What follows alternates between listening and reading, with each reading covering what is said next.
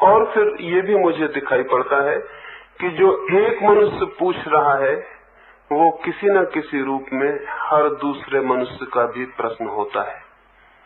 आदमी का मन इतना समान है,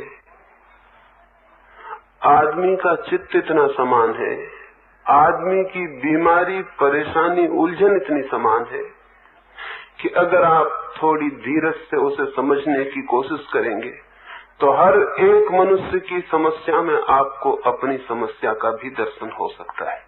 लेकिन हम बहुत अधैर्य से काम लेते हैं और अक्सर तो यह है कि हम इतने नासमझी से काम लेते हैं कि हमें अपना ही प्रश्न केवल महत्वपूर्ण मालूम पड़ता है, इसलिए नहीं कि वो महत्वपूर्ण है बल्कि अपना है। सभी प्रश्न महत्वपूर्ण हैं। असल में प्रश्न पूछने की चित्त की दशा महत्वपूर्ण है, सोच विचार से भरी हुई है। व्यक्ति सोच रहा है, विचार कर रहा है, उसके सोच विचार में हमें सहयोगी होना है। इसलिए मैं उत्तर दे रहा हूं, इसलिए नहीं कि मेरे उत्तर आप स्वीकार कर लें। मैं केवल साथी होना चाहता हूं आपके चिंतन में।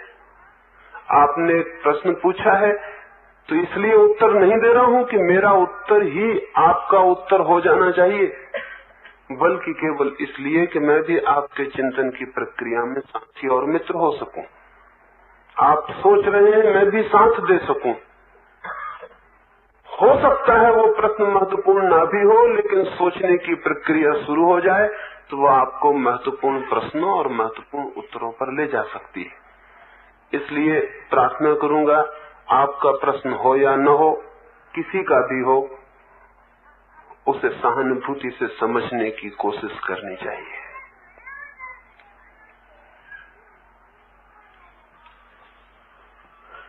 एक मित्र ने पूछा है, उन्होंने कहा है कि वे मुझे प्रेम से भरा हुआ व्यक्ति समझते हैं, लेकिन मैं किन्हीं बातों के विरोध में इतनी कड़वी, इतनी तीखी भाषा का उपयोग कर देता हूं, इससे उन्हें चोट पहुंच जाती है, दुख हो जाता है। तो उन्होंने चाहा है कि मैं ऐसी भाषा का उपयोग करूं जो किसी को चोट न पहुंचाए, थोड़ी कम कठोर भाषा में सत्यों के संबंध में कहूं। उनकी बात ठीक है, लेकिन मुझे तो ऐसा लगता है इतनी कठोर भाषा में कहे जाने पर भी मुश्किल से ही किसी के मन तक वो पहुंचती हो, और मधुर भाषा में कहे जाने पर शायद वो आपकी नींद में सुनाई भी ना पड़े। जिसे किसी की नींद खोलनी हो उसे जोर से झकझोरना पड़ता है। झकझोरने की इच्छा नहीं होती, क्योंकि झकझोरने में क्या रस है, लेकिन नींद तोड़ना बिना झकझोरे संभव नहीं होता। और कई बार तो हमारे चित्त की जड़ता इतनी गहरी हो जाती है कि बिना चोट पहुंचाए वहां कोई खबर ही नहीं पहुंचती। वे ठीक कहते हैं, मेरे हृदय में चोट पहुंचाने का किसी को भी कोई कारण नहीं है, कोई प्रयोजन भी नहीं है, लेकिन मेरा प्रेम ही मुझसे कहता है कि ऐसी जरूरतें हैं कि चोट पहुंचाई जाए।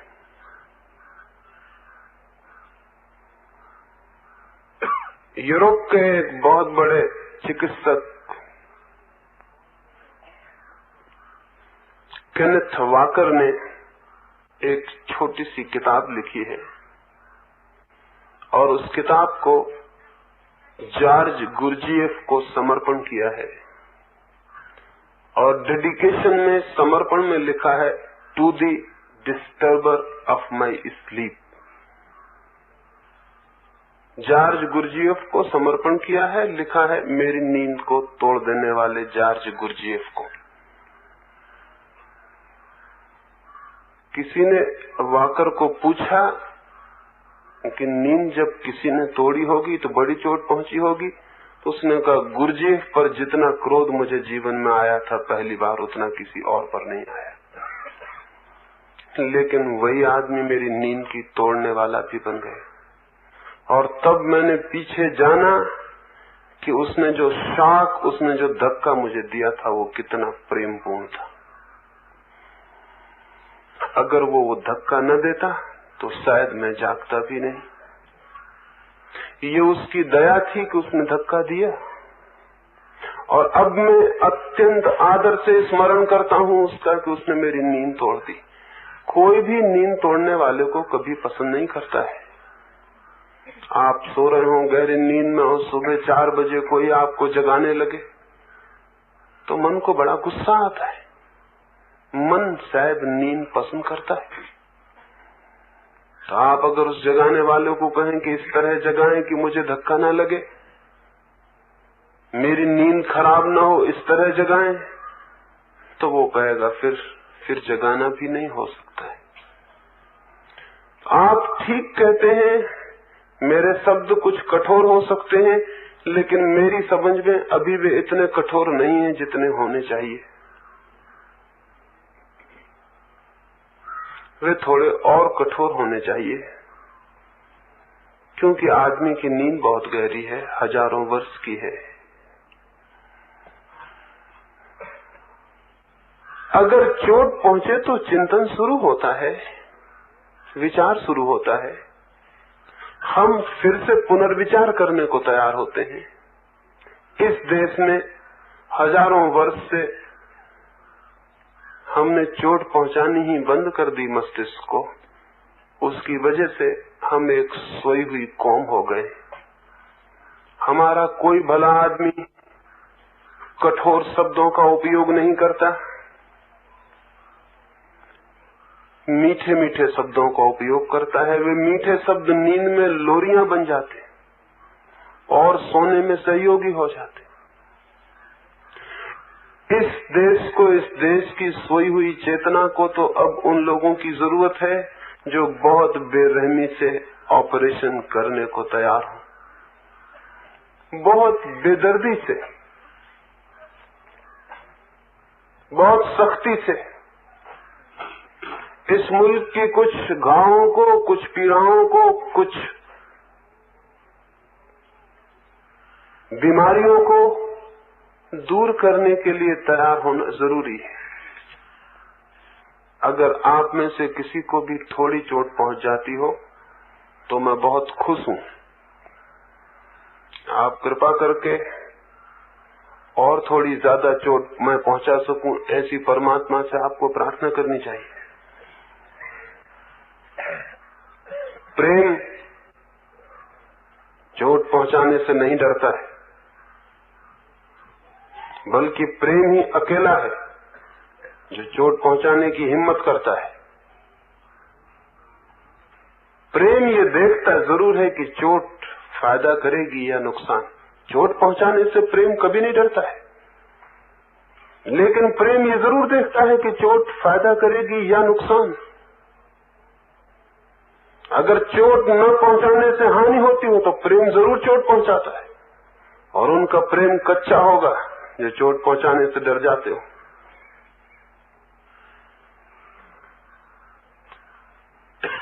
मुझे तो ऐसा ही मालूम पड़ता है कि इस जमीन पर जिन थोड़े से लोगों ने मनुष्य जाति के चिंतन को, चित्त को चोटें पहुंचाई हैं, झकझोर दिया है, हिला दिया है, वे ही थोड़े से लोग मनुष्य को आगे गतिमान करने में सहयोगी और साथी हुए। धर्म कोई सांत्वना की बात नहीं है, धर्म एक क्रांति है, धर्म एक कंसोलेशन नहीं है, एक रेवोल्यूशन है। पर हम सारे लोग तो धर्म मंदिरों में सन्यासियों, साधुओं के पास सत्संग में सांत्वना पाने के लिए जाते हैं। वहां तो हम जाते हैं कि हमारी नींद और अच्छी तरह से आए, इसकी वे कोई दवा दे दे। हम संतोष से भर जाएं, इसकी कोशिश करें। लेकिन आपको पता नहीं है, सांत्वना, संतोष और कंसोलेशन जीवन की गति में सबसे बड़ी बाधाएं।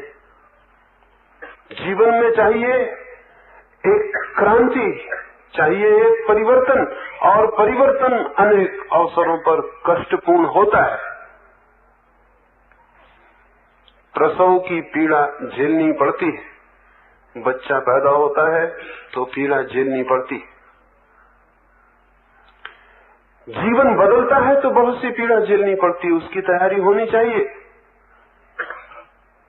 आपकी तैयारी जितनी बढ़ती जाएगी, मैं उतनी ज्यादा चोट पहुंचाने के लिए हमेशा उत्सुक रहूंगा। शायद धीरे धीरे आपको ये दिखाई पड़े कि चोटों ने आपको फायदा किया, आपको जगाया, आपको होश से भरा।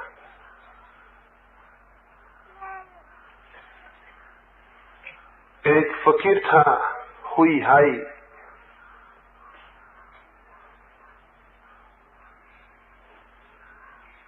एक युवक उसके पास आया और उसने कहा, मैं सत्य को खोजने निकला हूं, और साथ में वो शास्त्रों की एक पोटली रखे हुए था। हुई हाई ने उसकी पोटली छीन के आग में फेंक दी। वो युवक तो बहुत घबरा गया। उसने कहा, आप ये क्या करते हैं, मुझे बहुत चोट पहुंचाते। उसने कहा, सत्य को खोजना हो तो शास्त्रों को आग में झोंक देना जरूरी होता है, और मैं जितनी देर करूंगा उतनी ही देर सत्य तक पहुंचने में बाधा पड़ जाएगी, तो मैंने जल्दी की। और अगर शास्त्र को फेंकने से चोट लगती है, दिल डरता है, तो फिर सत्य की खोज छोड़ दो, शास्त्र को सिर पर रख के घूमते रहो। वो युवक डर गया था, चोट खा गया था। उसके आदृत शास्त्र को इस भांति फेंका जाना बहुत चोट की बात थी। उसने कहा, शास्त्र तो फेंकते हैं ठीक, लेकिन कम से कम मैं भगवान बुद्ध का स्मरण तो कर सकता हूँ। उसके हुई हाई ने कहा, जब भी भगवान बुद्ध का नाम मुंह में आ जाए, कुल्ला कर लेना, मुंह साफ कर लेना, मुंह गंदा हो जाता है। तो बहुत हैरान हो गया। मुंह साफ कर लेना, उसने कहा, मुंह गंदा हो जाता है। जब भी नाम आ जाए तो पहले मुंह साफ करना, फिर दूसरा काम करना।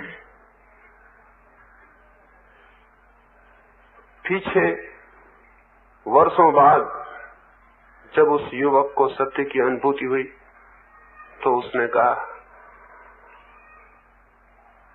धन्य था हुई हाई जिसने मुझे बुद्ध से बचाया, नहीं तो मैं बुद्ध का नाम ही रटता हुआ समाप्त हो जाता।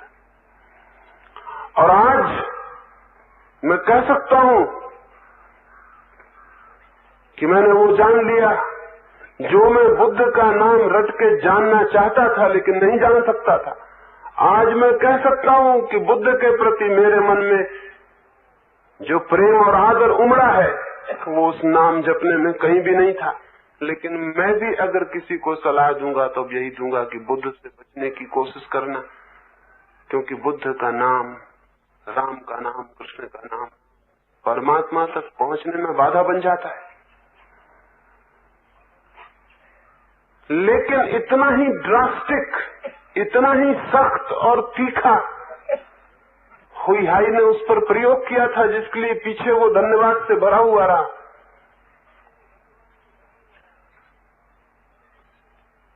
एक फकीर था, एक रात एक मंदिर में ठहरा हुआ था। सर्द रात थी। मंदिर में वो भीतर गया और बुद्ध की एक प्रतिमा लाकर, लकड़ी की प्रतिमा थी, उसने आग लगा ली और तापने लगा। पुजारी को आग जली दिखी। आधी रात को वो भागा हुआ अंदर आया कि क्या हुआ। वहां देखकर तो उसके होश खो गए। जिसको साधु समझ के मंदिर में ठहरा लिया था, भूल हो गई। वो आदमी बुद्ध की प्रतिमा जला के आंच ताप रहा था। उस पुजारी ने कहा, पागल हो, ये क्या करते हो, भगवान की मूर्ति जला रहे हो? वो फकीर बोला, भगवान। एक पास पड़ी लकड़ी उठा के वो जल गई मूर्ति की राख में टटोलने लगा। उस पुजारी ने पूछा, क्या खोजते हो? उसने कहा, भगवान की अस्थियां खोज रहा हूं। वो पुजारी बोला, निरे पागल हो, लकड़ी की मूर्ति में कहां अस्थियां? उस फकीर ने कहा, फिर रात अभी बहुत बाकी है और सर्द भी बहुत है, एक मूर्ति और उठा लाओ। अंदर 3 मूर्तियां भी और रखी, सुबह तक 3 मूर्तियां काम दे देंगी।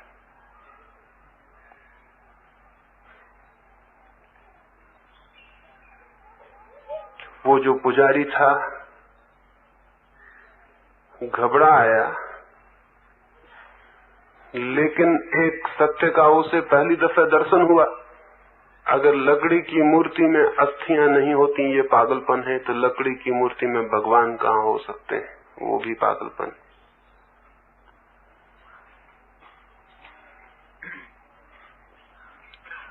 लेकिन इसे दिखाने को चोट बड़ी भारी करनी पड़ी।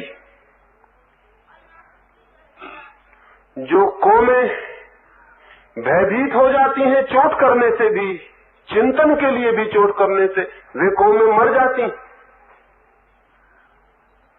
जो आदमी चिंतन के लिए भी भयभीत हो जाता है और नपी तुपी बातें करने लगता है घेरे के भीतर, मर्यादा में, उसके भीतर प्राणों की ऊर्जा ऊपर उठनी बंद हो जाती है। जिन्हें मार्ग तय करना है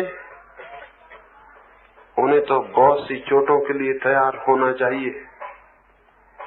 ये मन बहुत कमजोर है जो छोटी छोटी चोटों से इतना घबरा जाए, और हम छोटी छोटी बातों से इतने भयभीत हो जाते हैं जिसका कोई भी हिसाब नहीं, और पीछे छिपे प्रेम के भी दर्शन हमें नहीं हो पाते।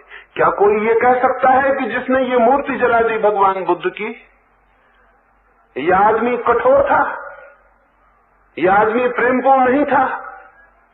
जो जानते हैं वो कहेंगे इस पुजारी के प्रति इससे बड़े प्रेम की और कोई अभिव्यक्ति नहीं हो सकती थी। इस पुजारी को जगाना जरूरी था कि तू जिसे पूज रहा है वो लकड़ी से ज्यादा नहीं है।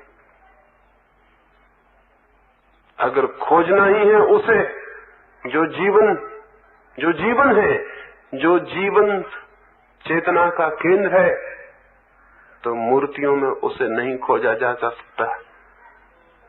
और जो उसे एक मूर्ति में खोजने बैठ जाता है, वो उसके चारों तरफ जो अनेक रूपों में अभिव्यक्ति हो रही है उससे वंचित हो जाता है।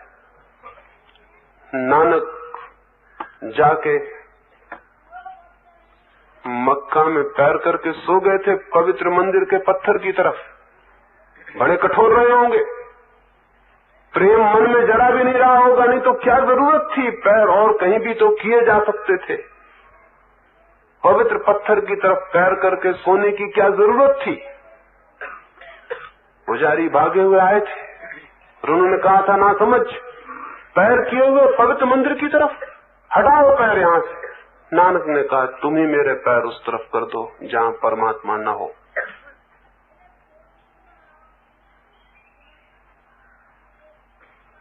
बड़ी चोट थी।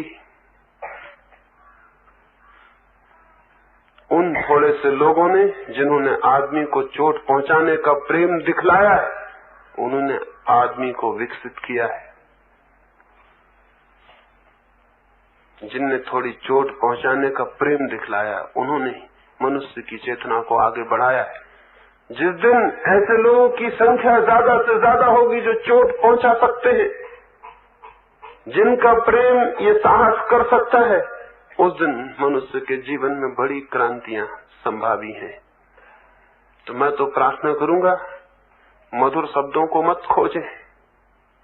मधुर शब्द होने से ही प्रेम नहीं हो जाता। शब्दों के पीछे क्या आकांक्षा है उसे खोजें। उन्होंने कहा है कि आप सन्यासियों के संबंध में जो कहते हैं उससे सन्यासी आपके दुश्मन हो रहे हैं। अगर वे दुश्मन हो जाएंगे तो मैं जो कह रहा हूं वो सिद्ध हो जाएगा कि सही था।